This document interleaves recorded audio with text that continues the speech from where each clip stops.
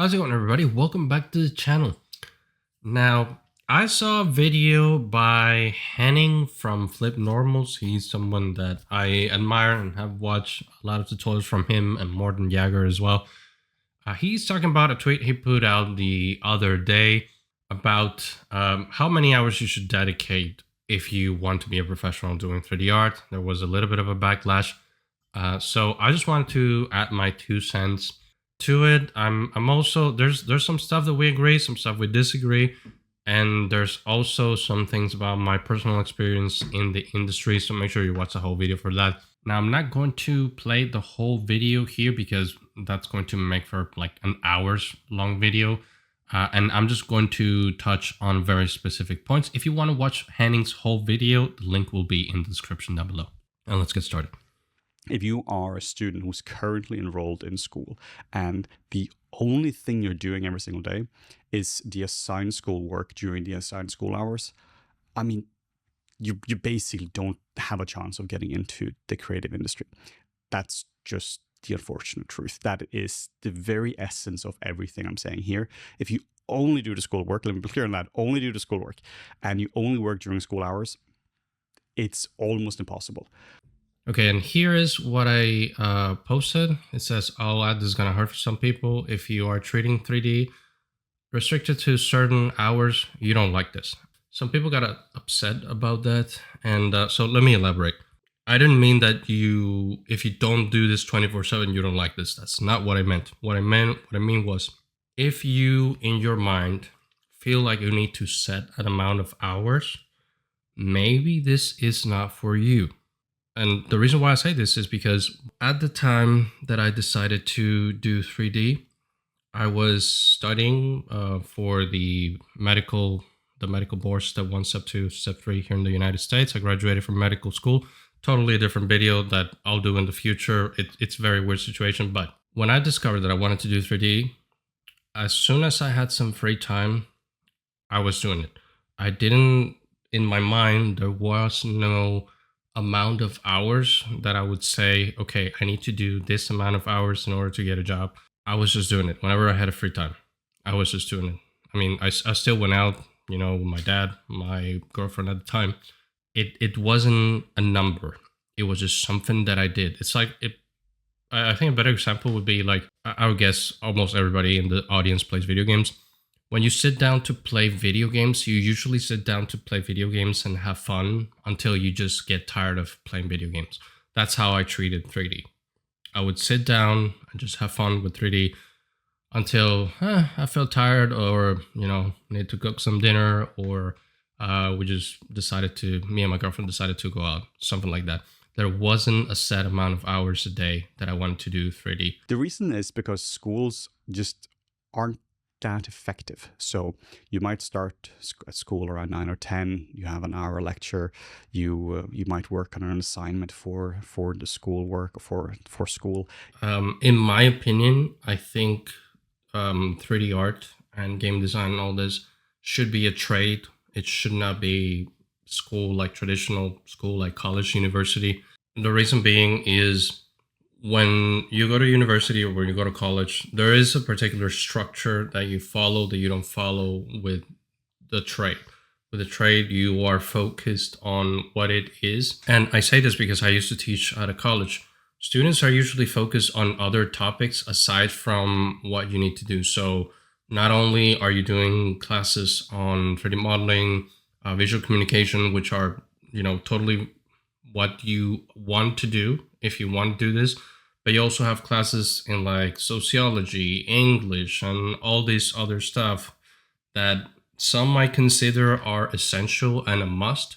But the problem is, when it comes to doing 3D, you need more time to do 3D and not to those other subjects that have nothing to do in the end to what you're going to be doing, especially when you're trying to get a job. So that's my issue with the fact that 3D is taught in universities and colleges, is the fact that there's a coursework, and there's a lot of other courses that are not going to help you with your overall development as a 3D artist.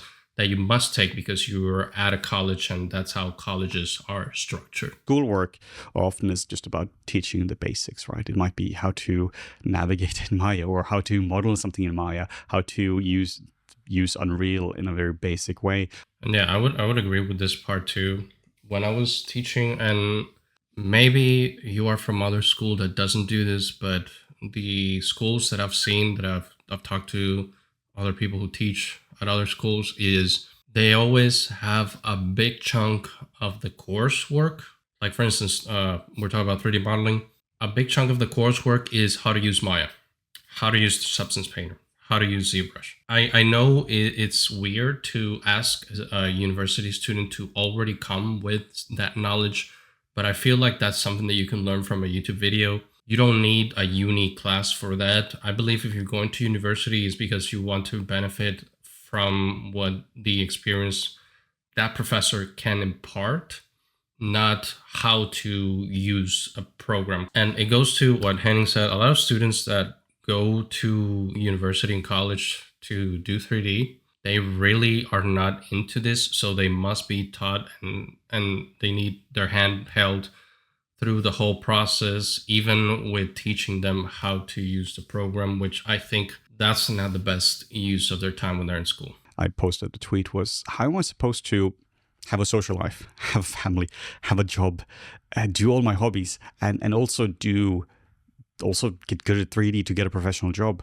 You have to leave some things out if you want to dedicate, if you want to have enough practice time to do this. And going back to what I said in the beginning, if you like this, at least if you like this like I do, then it won't be a problem. Yes, I spend time with my girlfriend, I spend time with my family, but I love playing video games. I also play guitar. And I significantly reduced the time that I used to do those things in order to do 3D. I would say I reduced the time that I used to do my other hobbies by like 90% in order to do 3D. Because the truth is, some people call it the harsh truth, I just call it the truth. Doing 3D professionally, getting paid to do this, is a privilege. This is not something that everybody must do. And like I said, not everything needs to be for everybody. Doing this is a privilege. And maybe I have a different vision of it because I went to medical school.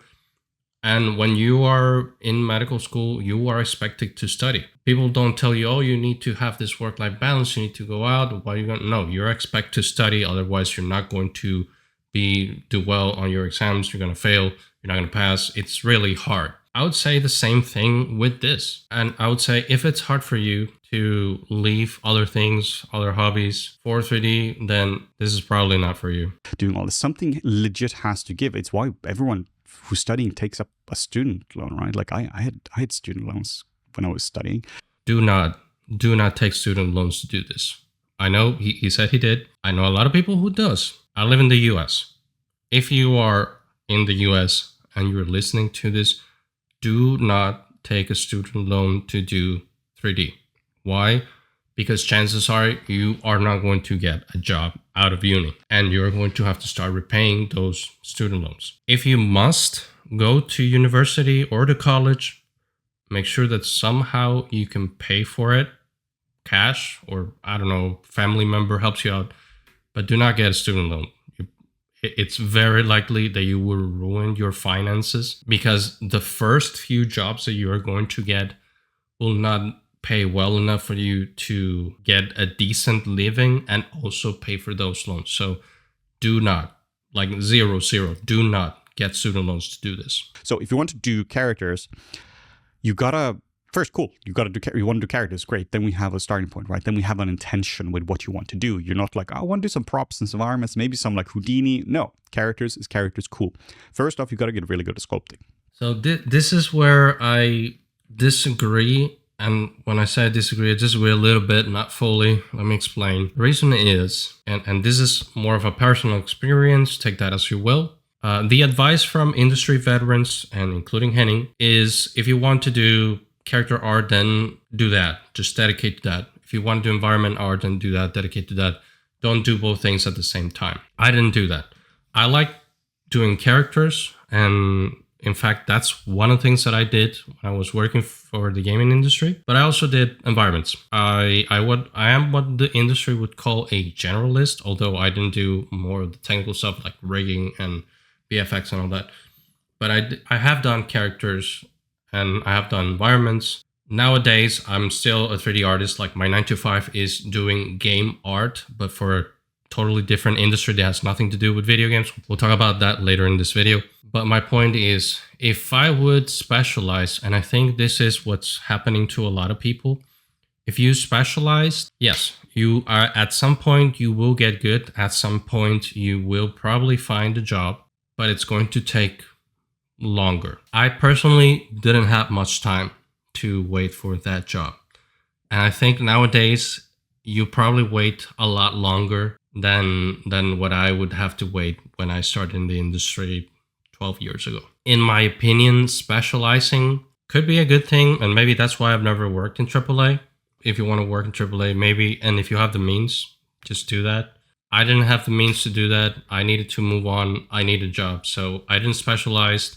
And I think because I didn't specialize, I'm able to do all the things that I do nowadays, and I'm able to have a stable job doing 3D, doing game art outside of the gaming industry. Again, we'll explain that in a little bit. Specifically, what you want to show in your portfolio. Again, if you want to be a game character artist, you got to talk to some professionals about what do they want to see at their studio. You don't just consult your professor, your teacher, your fellow students and be like, this is where I'm going to do a self-plug of what I do here on my channel. The main thing that we do here on this channel is dissect the video. Those videos are, we look at 3D models for AAA video games. So one of the things that I had one of the problems outside that I had when I was starting to look for jobs in the industry was you get a lot of rejection letters and you don't know what's going on, you don't know what's happening, and sometimes you're not even sure what studios want. So that's one of the reasons why I created that series where models straight out of the game would look at their topology, would look at their UVs, would look at their texturing. You don't have to guess what a studio, like if you want to work for a particular studio, you don't have to guess what they want. You can actually see what they did for that particular model. I'm going to leave the playlist for my videos down below. I have a bunch of games that I've done. I'd say my favorites have been Blizzard because personally that's the art style that I love. So if you're interested in that and want to see what actual AAA wants from you, make sure that you check out that playlist, completely free.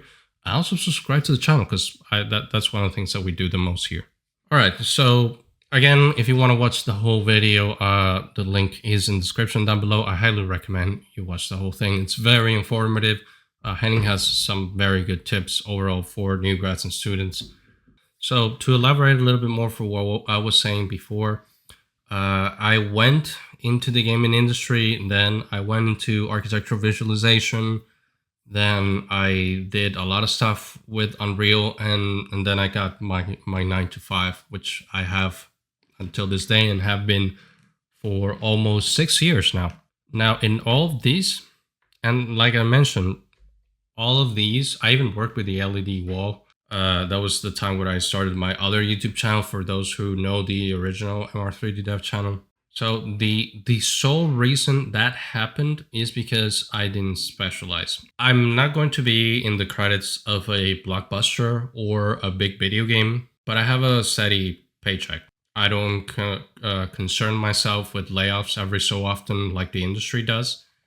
I work for a smaller company too, so it's very different than when you work for a big studio than working for a smaller company. And that's one of the things that I want you to understand, that there are other jobs for 3D artists. If you solely want to work in VFX, or if you solely want to work in games, then that's another issue. That was not my thing. My thing was I want to make a living doing 3D art. Doesn't matter where, and that's what I'm doing. So if you are like me, then don't just look at the game or film industry, look at every industry out there. There's a lot of examples, like I mentioned, ArtViz, there is, somebody mentions the sports science, there is industrial design, CAD modeling, and there's so many things that you can do with 3D that have nothing to do with video games. Another thing that I've been seeing people asking is about age. Am I too old to start? I started this when I was 28. I'm going to be 40 this year. So a lot of people were telling me at that time that 28 was too old to start in the industry. By the way, let me know in the comment sections if you want to hear the whole story about me going to medical school, graduating, and then turning through to 3D. I don't know if people are interested in listening to that story, but yeah, let me know if you want to hear that, and if I see there's a lot of interest, I'll make that video. Anyways, thank you so much for watching. Remember, we do dissective videos and we do a lot more stuff related to game art on this channel, so make sure you subscribe, leave a like in this video. Make sure you go and leave a like on Henning's video as well, because that is an amazing video. Highly recommend you watch the whole thing. Once again, thank you so very much for listening to me all the way to this point, and I'll see you in the next one.